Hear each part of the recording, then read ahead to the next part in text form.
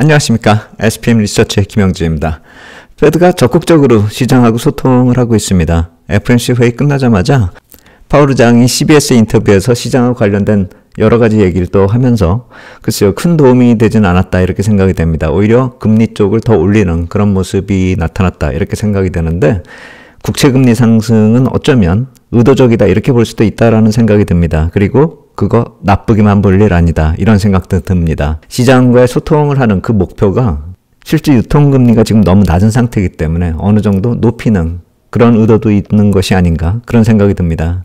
국채금리 상승 그 배경 요인도 한번 살펴보시고 그 배경으로 우리가 감안해야 될 점이 또 뭐가 있는지 한번 생각해 볼 필요가 있다 이런 생각이 듭니다. 일정상으로 놓고 보면 이제 블랙아웃 기간이 끝났기 때문에 입찰을 앞두고 있는 시점이긴 한데 계속 빠르게 시장하고 소통을 재개했다 이렇게 보시면 될 것 같아요. 입찰 일정이 오늘 밤부터 있고 아마도 계속 페드 인사들은 시장하고 소통을 계속 반복할 것이다 이런 생각이 듭니다. 미셸 보우만 이사가 FOMC 끝나자마자 바로 시장과의 소통을 재개했다 이렇게 보시면 될 거고, 이것은 이 채널에서 말씀을 드렸죠. 그리고 그 다음에 주말에 CBS 인터뷰를 파월 의장이 한 것이죠. 그게 CBS의 60미닛 프로그램이잖아요. 60분짜리인데 한 2분 정도로 제가 줄여가지고 정리를 한번 해봤습니다. 그 장면 한번 보시고 말씀 다시 이어가도록 하겠습니다. Is inflation dead? I wouldn't go quite so far as that. What I can say is that inflation has come down really over the past year and fairly sharply over the past 6 months. We're making good progress. The job is not done. Why not cut the rates now? 파월 의장은 인플레이션이 해결되었는가 하는 질문에 아직 해결해야 될 것이 남았다. 실제로 하락하긴 했는데 완전히 회복하기에는 아직 이르다. 항상 하는 얘기죠. 점검할 게 남았고 진행 상황은 좋은 경로를 가고 있지만 아직도 2% 타겟을 맞추기에는 이르다. 이 얘기를 하는 것이죠.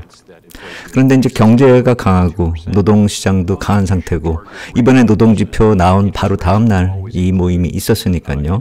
그래서 노동시장도 강하기 때문에 인플레이션 타겟 2%를 맞추기에는 아직 이르다. 이렇게 얘기를 하는 것이죠. 그리고 인플레이션 타겟 2%에 대해서 또 질문을 했는데 그건 일반적인 얘기다. 향후에 2% 정도의 인플레이션은 계속 지속 반복될 가능성이 크다. 이런 식으로 얘기를 하는 것이고요. 그래서 3월 회의에서 정책 변화가 나타날 가능성이 있는가? 이것에 대해서 7주 정도 남은 그런 시점이기 때문에 그것을 논하기에는 너무 이르다 하는 그런 얘기고요. 그리고 실제로 인플레이션 관련해서 많은 그 불만이 있을 수밖에 없는 상황이 이해가 간다. 왜냐하면 물가가 팬데믹 이전으로 내려갈 수 있는 그런 상황이 아니기 때문이다.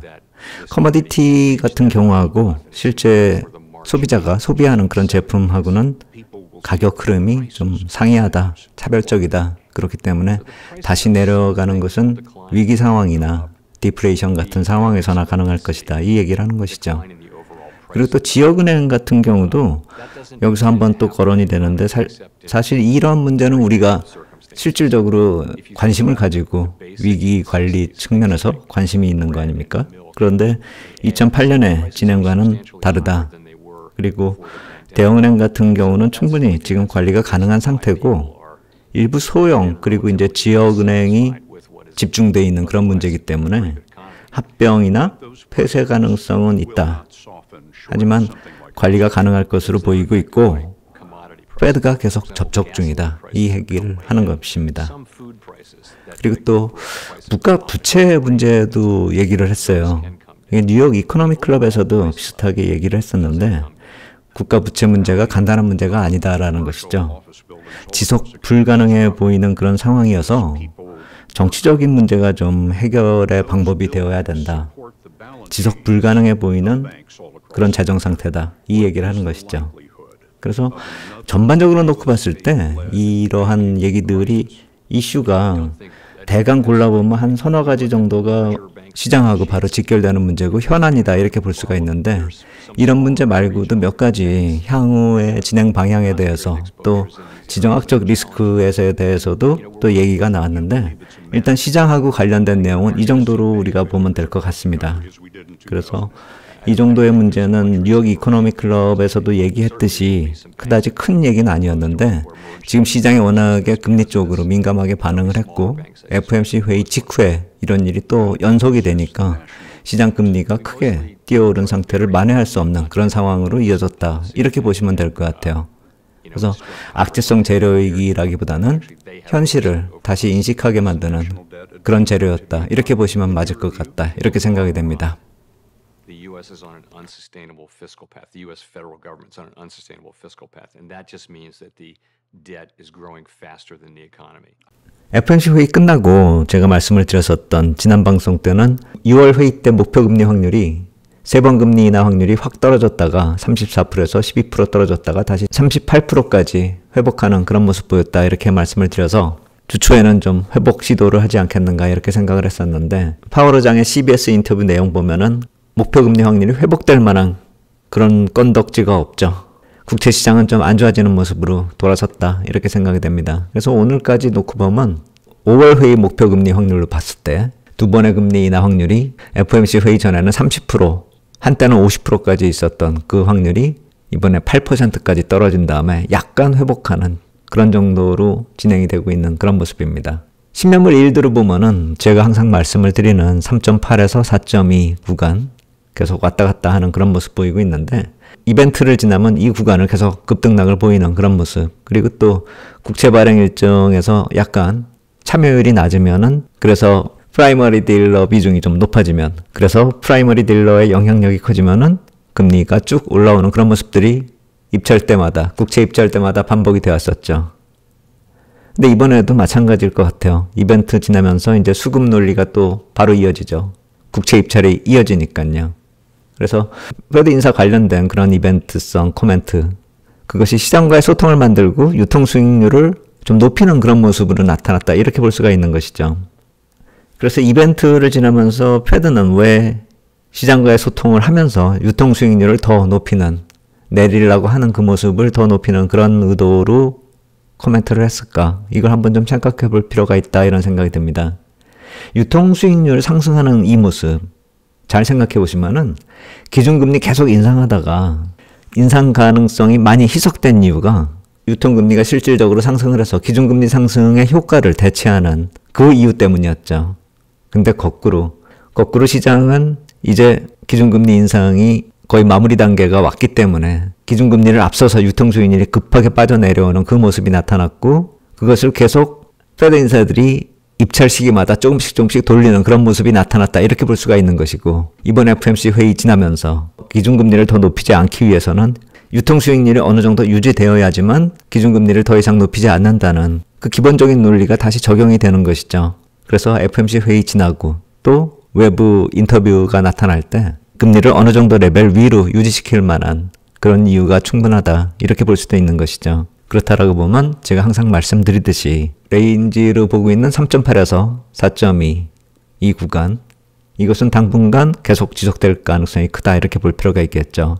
그래서 3.8에서 4.2를 보통 보는데 이 헤드앤숄더 패턴의 왼쪽 어깨의 꼭지점으로 볼 수 있는 4.3% 레벨 그러니까 4.2에서 4.3% 레벨 많이 양보해도 4.3% 정도 레벨을 고점으로 볼 수가 있는 것이고 만약에 이것을 넘어선다라고 한다면 국채 시장에 약간 좀 문제가 생긴다. 이렇게 보셔야 되겠죠. 근데 제가 생각했을 때는 그럴 가능성이 별로 없어 보인다라고 생각이 되는 이유가 국채 시장의 전체적인 수익률을 한번 살펴보면 제가 1개월물, 2년물, 10년물 이렇게 수익률 차이가 어떻게 벌어지고 있는지 그걸 한번 또 따져봤습니다. 1개월물은 지난 여름부터 거의 변화가 없습니다. 올해는 물론이고 지난 여름부터 거의 변화가 없고 실질적으로 왔다 갔다 하는 그 금리 변화는 2년물하고 10년물이 좀 변화가 크다 이렇게 볼 수가 있겠는데 실질적으로 여름부터 10월까지는 2년물도 마찬가지로 변화가 거의 없었고 이 10년물이 왔다 갔다 하는 그런 모습이죠. 그래서 만약에 시장이 어떤 크게 변화가 나타날 만한 그런 요인이 잠재되어 있고 우리가 그걸 모른다라고 본다면 다른 듀레이션의 유통수익률은 어떻게 변화되는가 그걸 좀 따져봤을 때 시장에 큰 위협이 되고 있는 그런 사안으로 볼 만한 그런 환경 요인은 없다 이렇게 볼 수가 있는 것이죠. 채권 시장 자체가 위협을 받는 그런 상황은 아니다 이렇게 생각이 됩니다. 그래서 오늘부터 시작되는 수급 요인들 이제 이벤트는 어느 정도 지나갔고 페드 인사들의 코멘트도 어느 정도 유통 수익률을 올려놨기 때문에 오늘부터 나타나는 실질적인 수급 부담이 언제까지 영향을 미칠까 이것도 좀 생각을 해보셔야겠죠. 일정상으로 놓고 보면 미일이 시작하는 게 CMB 42일짜리부터 시작이 됩니다. 오늘 3년물하고 겹치죠. 그리고 내일 10년물, 그리고 8일에 30년물이 있습니다. 절대 규모는 540억 불 3년물하고 800억 불 CMB가 좀 부담이 되죠. 노트로 따져봐도 3년물이 좀 많이 부담이 됩니다. 그런데 발행 계획상 순증 발행, 그러니까 만기가 돼서 돌아오는 물량 있죠. 전체 발행 물량에서 만기되는 물량을 뺀 실질 순증 발행 물량, 이걸 따져봤을 때 10년물이 좀 큽니다. 여기 42일짜리도 크고 3년물도 크고 한데 실질적인 부담은 10년물이 크다 이거죠. 그렇다면 국채시장에 부담이 되는 타이밍은 오늘 밤부터 내일 정도 사이에서 정점을 칠 가능성이 크다 이렇게 볼 수가 있겠죠. 그렇다면 이제부터 나타나는 국채 수익률 상승에 대해서는, 그러니까 국채 가격 하락은 그렇게 겁먹을 상황은 아니지 않을까, 또 단기 정점을 만드는 그런 상황이 아닐까 이런 생각이 듭니다. 그래서 오늘부터 3일 동안 나타나는 국채 입찰 일정, 그리고 결과 또 한번 지켜볼 필요가 있고 확인하면서 대응하면 될 것 같다 이런 생각이 듭니다. 그리고 내일부터는 또 우리가 참고해야 될 자료들이 나옵니다. 실질적 인플레이션 지표, 이제부터는 또 실질적인 인플레이션이 어떻게 흘러가는가, 항상 말씀을 드리지만 GSCPI부터 시작을 하죠. 제가 지난달에 GSCPI가 안정권 다시 재진입하고 있다 이렇게 말씀을 드렸고, 글로벌 서플라이 체인 쪽에서 약간 좀 문제가 발생하고 있기 때문에 문제가 발생돼서 인플레이션이 상승하거나 하락하거나 그 어느 경우에 있어서 미국 쪽으로 어떤 영향을 미칠까, 그것에 대해서 좀 우리가 주목하자. 제가 봤을 때는 상승했을 때 미국에 좀 제한적 영향이고, 만약에 인플레이션이 해결이 돼서 하락을 할 경우라고 한다면 인플레이션이 동반 안정되기 때문에 미국 쪽은 상대적으로 좀 부담이 없을 것 같다 이런 말씀을 드렸는데, 그것이 시간이 지나면서 지금 후티 쪽 얘기 계속 나오고 있고 이쪽 중동 쪽에서 나타나고 있는 그런 불안 요인들, 이것들이 계속 지속되고 있기 때문에 과연 이번에 GSCPI 지표는 또 어떻게 나오는지, 그리고 관련돼서 커머디티 시세, 그리고 중동 쪽에서 만들고 있는 서플라이 체인이 어떻게 영향을 받고 있는가, 이번에도 IMF 쪽 자료 보면서, 관련된 자료 보면서 또 한번 검토해 보도록 하겠습니다. GSCPI 지표 나오면 이러한 점들이 또 수출입 물가로 이어지고 그것이 PPI, CPI로 이어지는 그 과정이다 이렇게 이해하시면 될 것 같고요. GSCPI 지표 나오면은 다시 정리해서 말씀드리도록 하겠습니다. 오늘 여기까지 하도록 하겠습니다. 감사합니다.